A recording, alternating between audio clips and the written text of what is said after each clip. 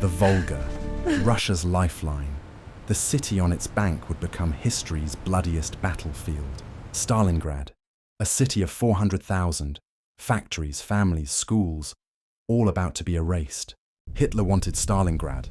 The city bore Stalin's name. It became personal. June 1942. Case Blue launched. Germany's summer offensive drove toward the Caucasus. To split his forces, one toward oil, one toward Stalingrad. A fatal mistake. The Sixth Army, Germany's finest, 300,000 men marching toward their destruction. Friedrich Paulus, a staff officer, not a fighter, he commanded the Sixth Army. August 1942. The Germans crossed the Don as Stalingrad lay 60 kilometers ahead. Stalin read the dispatches. The city bearing his name could not fall. Order 227. Not one step back. Retreat meant execution. Stalin's iron decree. NKVD blocking units behind the lines. Retreating soldiers were shot by their own. Penal battalions. Soldiers punished with suicide missions. Redemption through blood or death. August 23rd, 1942. 1,000 Luftwaffe bombers filled the sky above Stalingrad. The city burned. Oil tanks exploded. The Volga itself caught fire. Stalingrad blazed. 40,000 civilians dead in one day. The battle had not even begun yet. Stalin forbade civilian evacuation. Women and children were trapped in the inferno. Some civilians escaped across the Volga. Many boats were sunk. Thousands drowned. The bombing destroyed the city. Ironically, the rubble became the defenders' greatest weapon. Chuikov took command. Asked his mission, he answered, "Hold the city or die."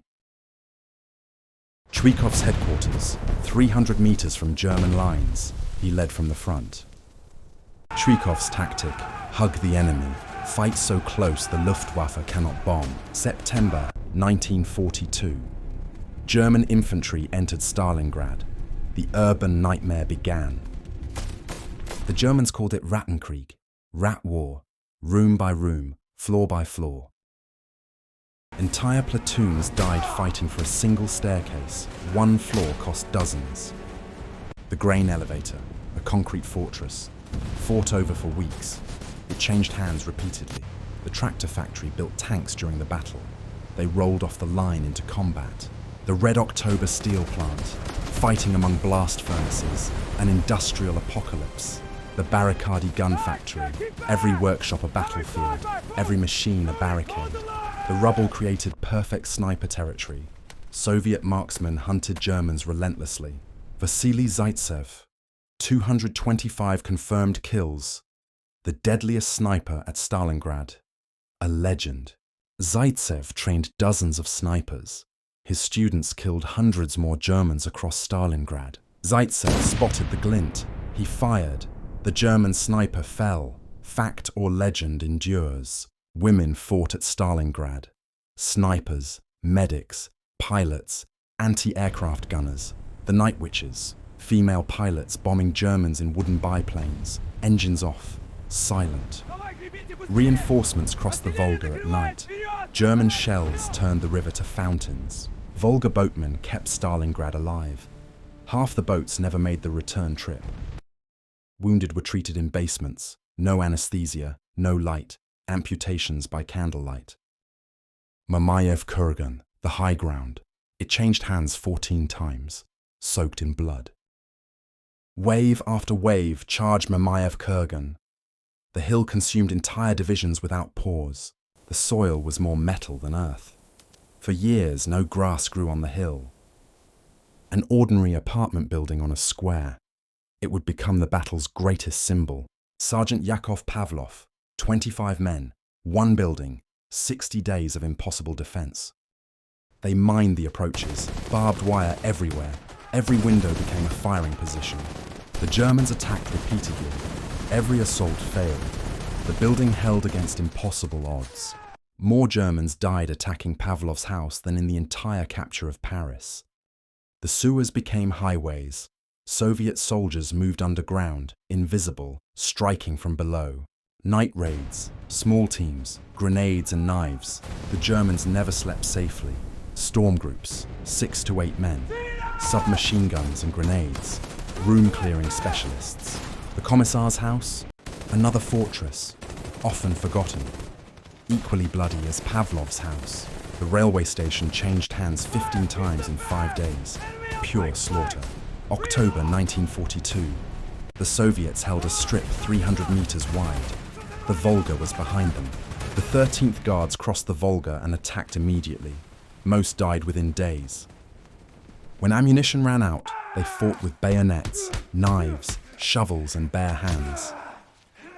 The dead could not be buried. Bodies froze in the streets. The stench was permanent. German soldiers were exhausted. Every block cost hundreds dead. Morale was collapsing. German soldiers wrote final letters. This city has turned us all into dead men. November. The Russian winter arrived. Temperatures dropped to -30.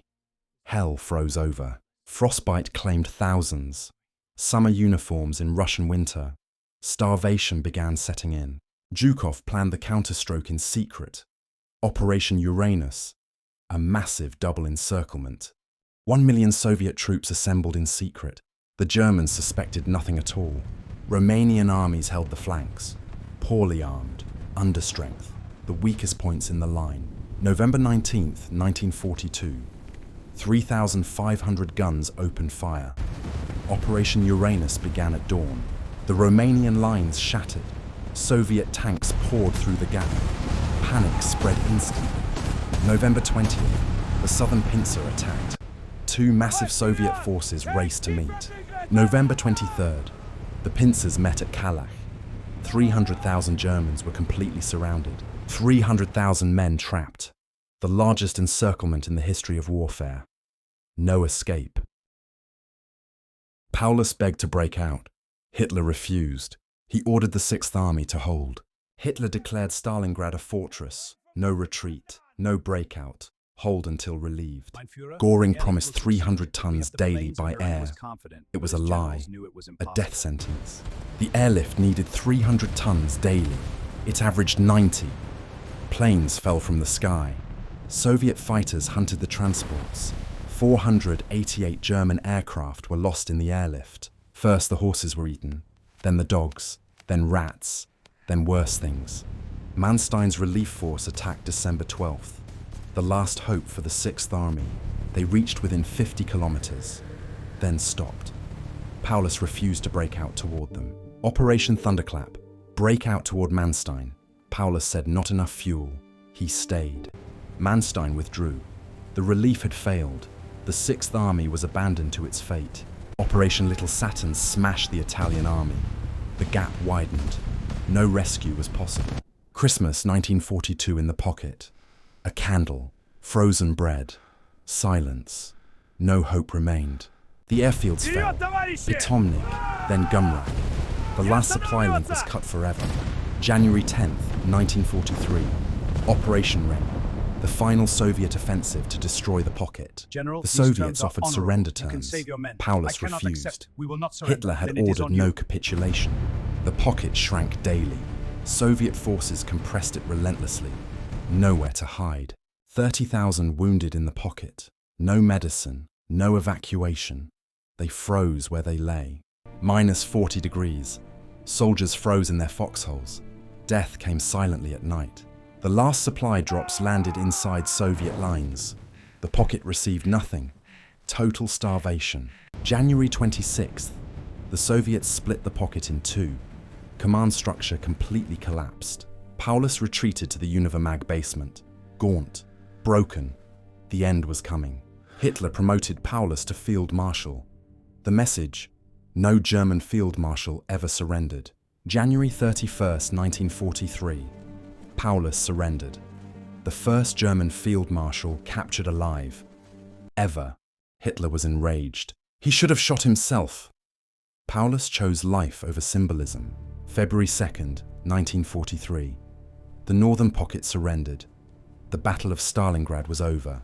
91,000 survivors marched into captivity. Emaciated, frostbitten, barely alive. Endless columns of defeated men. The march to prison camps killed thousands.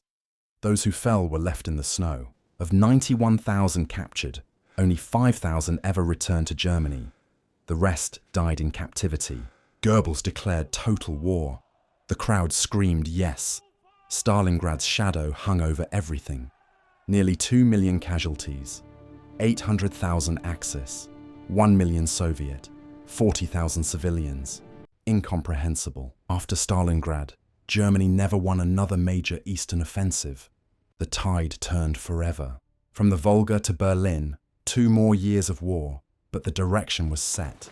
The city was rebuilt from nothing. Women did most of the work, brick by brick. 35,000 bodies rest in Mamayev Kurgan. The eternal flame burns. The names cover walls.